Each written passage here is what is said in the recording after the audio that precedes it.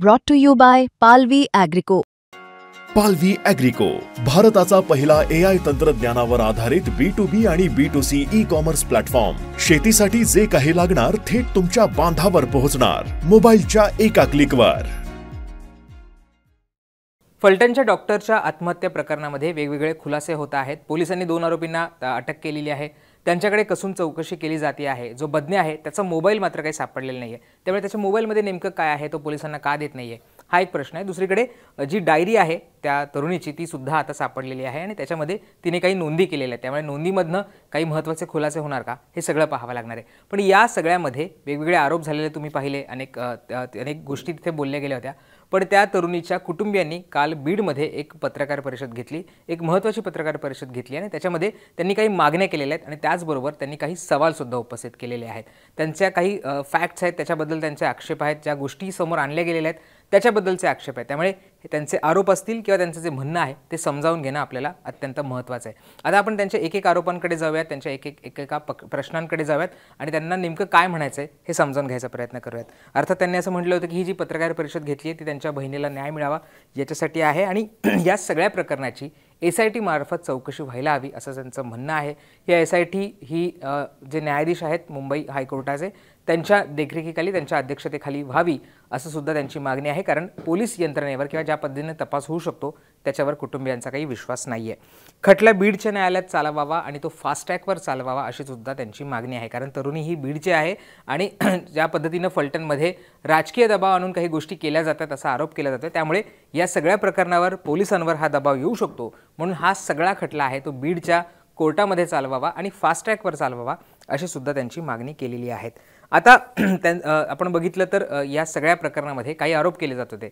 पोलिसांचं म्हणणं होतं की त्या तरुणीच्या विरोधात सुद्धा काही तक्रारी आल्या होत्या. कारण ती फिटनेस सर्टिफिकेट आहे ते वेळेवर देत नाही, टाळाटाळ करते अशा संदर्भातला तिचा आरोप होता. तर त्या तरुणीने सुद्धा काही आरोप केले होते की तिच्यावर दबाव टाकला जातो आहे, खोटी सर्टिफिकेट द्यायला लावली जात आहेत, असं पोस्टमॉर्टमचे रिपोर्ट बदलायला सांगितले जात आहेत असं सुद्धा तिने तिच्या जे पत्र होतं त्याच्यामध्ये म्हटलेलं होतं.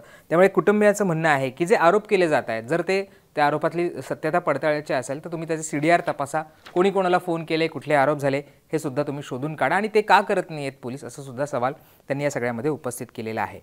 आता कुटुंबियांचं म्हणणं आहे की हॉटेलमध्ये बॉडी सापडली याचा कुठलाही पुरावा नाही आहे. कारण तिचे जे कुटुंबीय आहेत त्यांना फोन आला होता जेव्हा तिची आत्महत्या झाली हे पोलिसांनी कळवलं, पण त्यांना थेट हॉस्पिटलला बोलवलं होतं जिथे तिचा जो मृतदेह आहे तो दाखल करण्यात आला होता. कुटुंबियांचं म्हणणं आहे की ज्या ठिकाणी तिची आत्महत्या झाली होती तिथनं तिचा जी बॉडी आहे ती का हलवण्यात आली होती, कुटुंबियांना येऊ का नाही दिलं, या सगळ्या गोष्टी त्यांनी विचारलेल्या आहेत. आणि त्यामुळे त्यांचं असं म्हणणं आहे की हॉटेलमध्ये खरंच तिचा मृतदेह होता का किंवा तिथे तिला आणून कुणी ठेवलं होतं का नंतर, हा सगळा प्रश्न कुटुंबियांकडनं उपस्थित केला आहे आणि याबाबत आम्हाला शंका येते असं सुद्धा तिच्या कुटुंबियांचं म्हणणं आहे. त्यामुळे या अनुषंगाने सुद्धा तपास व्हावा असं सुद्धा त्यांचं म्हणणं आहे.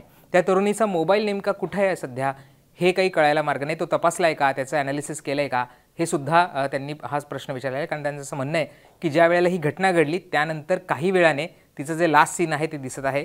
त्याचाच अर्थ तिचा मृत्यू झाल्यानंतर मोबाईल कुणीतरी वापरत होतं का, त्याच्यामध्ये काही गोष्टी डिलीट केल्यात, काही ॲड केल्यात का, हा सुद्धा शंका त्यांना उपस्थित केली जाते आहे. आणि त्याच्यामुळे त्यांनी प्रश्न विचारला आहे की तिचा नेमका मोबाईल कुठे आहे आणि तिचा मृत्यू झाल्यानंतर तिने आत्महत्या केल्यानंतर सुद्धा तो चालू कसा होता, तो कुणी वापरला, त्याचं लास्ट सीन हे आत्महत्यानंतरचं कसं काय आहे असा सुद्धा सवाल त्यांनी या सगळ्यामध्ये उपस्थित केलेला आहे. आणि या अनुषंगाने सुद्धा पोलिसांनी चौकशी करायला हवी अशी त्यांची मागणी आहे.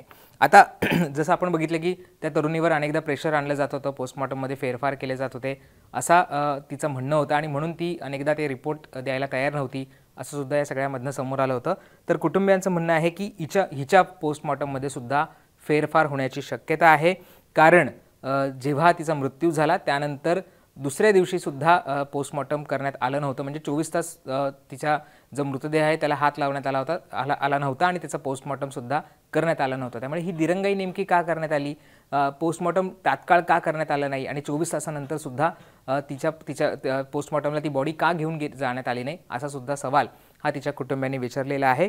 आणि त्याचबरोबर ह्या सगळ्या रिपोर्टमध्ये सुद्धा फेरफार होण्याची शक्यता सुद्धा त्यांनी वर्तवलेली आहे. हा व्हिडिओ आम्ही जेव्हा रेकॉर्ड करतोय त्यावेळेस सुद्धा या तरुणीच्या संदर्भातला पोस्टमॉर्टमचा रिपोर्ट आहे तो काही समोर आलेला नव्हता किंवा कशामुळे नेमका मृत्यू झालेला आहे, तिच्या शरीरावर कुठल्या जखमा आहेत का नेमकं त्यावेळेस काय घडलं होतं हे सगळं त्या पोस्टमॉर्टममधनं समोर येऊ शकणार आहे, परंतु त्याचा रिपोर्ट आता अजूनही समोर आलेला नाही आहे, तो अद्यापही मिळू शकलेला नाही. त्यामुळे इतकी दिरंगाई का होती आहे असा सवाल हा कुटुंबियांकडून विचारला जातो आहे. पोस्टमॉर्टम काही दाबून ठेवलं जाते का, त्याच्यात काही फेरफार केली जाते आहे का, असा सुद्धा आरोप त्यांनी या सगळ्यामधनं केलेला आहे.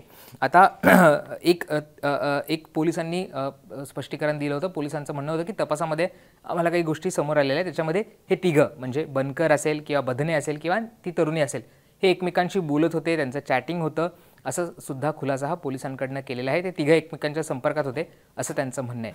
कुटुंबियांचं म्हणणं आहे की तुम्ही असं जर दावे करत असाल तर त्यांचे CDR मग समोर आणा की कोणाचं कधी बोलणं झालं, कुठल्या त्यांचं टॉवर लोकेशन काय होतं, त्या मुलीचं GPS लोकेशन काय होतं हे सुद्धा समोर येऊ द्या, ते सुद्धा कळू द्या आणि त्याच्यामधनं दूध का दूध किंवा पाणी दूध का दूध हे सगळं होऊ द्या, या सगळ्यातला खुलासा होऊ द्या असं सुद्धा त्यांच्या कुटुंबियांचं म्हणणं आहे. त्यामुळे जर त्यांच्यामध्ये बोलणं झालं असेल तर त्याचा CDR सुद्धा समोर आणला पाहिजे अशी सुद्धा त्यांनी मागणी केलेली आहे.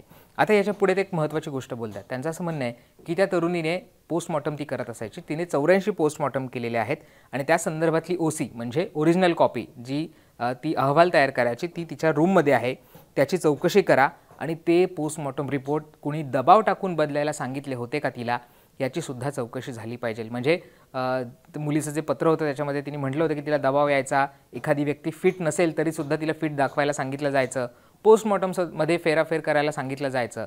तर असं जर असेल तर तिने जे 84 पोस्टमॉर्टम केलेले आहेत त्याची ओरिजिनल कॉपी म्हणजे तिने जे पोस्टमॉर्टम केलं त्याचा जो अहवाल आहे तो तिच्या रूममध्ये आहे, तो सगळा काढून बघा, त्याच्यामध्ये कुणी फेरफार करायला सांगितला होता का, ते बदलायला तिच्यावर कोणी दबाव आणले होते का याची सुद्धा चौकशी झाली पाहिजे अशी सुद्धा मागणी तिच्या कुटुंबियांकडून करण्यात आलेली आहे. हॉटेलचं CCTV हे अत्यंत महत्त्वाची गोष्ट आहे की हॉटेलचं CCTV अजूनही कुटुंबियांना मिळालं नाही आहे असं त्यांचं म्हणणं आहे. जर ती मुलगी रात्रीच्या वेळेस तिथे गेली होती तर तिच्यासोबत कोणी होतं का, रूममध्ये जाताना काही घडलं होतं का, लॉबीमध्ये काय झालं होतं का, ती किती वाजता आली, किती वाजता तिथे तिने प्रवेश केला, या सगळ्याची माहिती मिळणं अत्यंत आवश्यक आहे. आणि ते CCTV फुटेज अद्याप आम्हाला का दिलं नाही, मिळालं नाही किंवा ते माध्यमांसमोर का आलं नाही असा सुद्धा सवाल तिच्या कुटुंबियांकडून उपस्थित करण्यात आलेला आहे. यानंतर एक महत्त्वाचा जो मुद्दा त्यांनी उपस्थित केला आहे त्यांचं असं म्हणणं आहे की जो बदने PSI बदने आहे तो या सगळ्या घटनेनंतर फरार झाला होता. त्याचं लोकेशन पंढरपूर, बीड अशा वेगवेगळ्या ठिकाणी होतं. पोलीस त्याचा शोध घेत होते. 5 पथकं ही त्याच्या शोधासाठी पाठवली होती, पण या 5 पथकांना हा बदने काही मिळून येत नाही. आणि जेव्हा दुसऱ्या दिवशी म्हणजे मुख्यमंत्र्यांचा कार्यक्रम फलटणमध्ये असतो, त्या जिथे घटना घडली आहे त्याच्यापासून अगदी जवळ असतो, तिथे जेव्हा मुख्यमंत्री येणार असतात त्याच्या आदल्या रात्री मात्र तो येऊन पोलिसांना सरेंडर होतो आणि मग पोलीस त्याला अटक करतात. 5 पथकं असताना सुद्धा पोलिसांना तो का सापडत नाही आणि असं असताना जेव्हा मुख्यमंत्र्यांचा कार्यक्रम असतो त्याच्या आदल्या रात्री कसा काय सापडतो असा सुद्धा तिच्या कुटुंबियांकडनं सवाल उपस्थित केला. आणि मग यामागेच काहीतरी षडयंत्र आहे असं सुद्धा शंका त्यांना वाटते आहे.